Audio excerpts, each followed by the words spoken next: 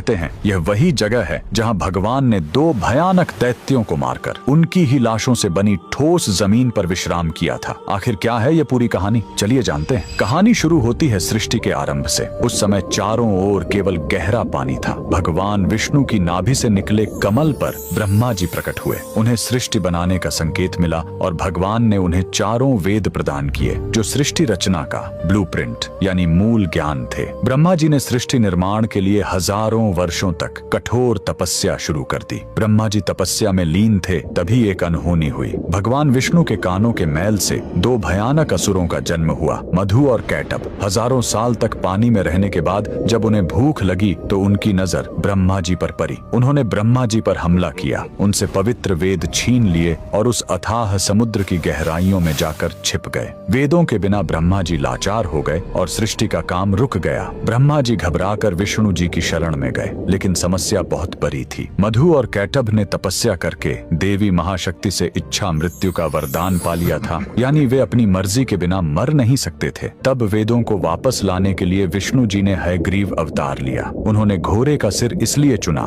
ताकि उसकी तीक्ष्ण बुद्धि और सूंघने की शक्ति से वे समुद्र के उस घने अंधेरे में भी वेदों को खोज सके। भगवान हयग्रीव पानी के भीतर गए और असुरों से हजारों साल तक युद्ध किया, लेकिन वरदान के कारण वे मर ही नहीं रहे थे। अंत में भगवान ने अपनी माया से उन्हें मोहित किया और पूछा कि तुम्हारी मृत्यु कैसे होगी। असुरों ने अहंकार में शर्त रखी, हमें वहां मारो जहां पानी न हो, एकदम सूखी जगह। पूरी दुनिया में तो पानी ही पानी था। तब भगवान ने अपना विराट रूप धारण किया, अपनी विशाल जांघों को पानी से ऊपर उठाया और कहा, मेरी जांघें सूखी हैं, और वहीं उन दोनों का वध कर दिया। मरने के बाद उन विशालकाय दैत्यों के शरीर से जो भारी मेद यानी चर्बी निकली वो जम गई और उसी से यह ठोस धरती बनी। इसीलिए पृथ्वी को मेदिनी कहते हैं। युद्ध के बाद थके हुए भगवान हयग्रीव ने इसी नई बनी जमीन पर असम के मणिकूट पर्वत पर विश्राम किया। उन्होंने वेद ब्रह्मा जी को लौटाए और ज्ञान की पुनः स्थापना की। इसीलिए हयग्रीव भगवान को आज भी बुद्धि और तर्क का देवता माना जाता है। कमेंट में जय श्री हरि जरूर लिखें।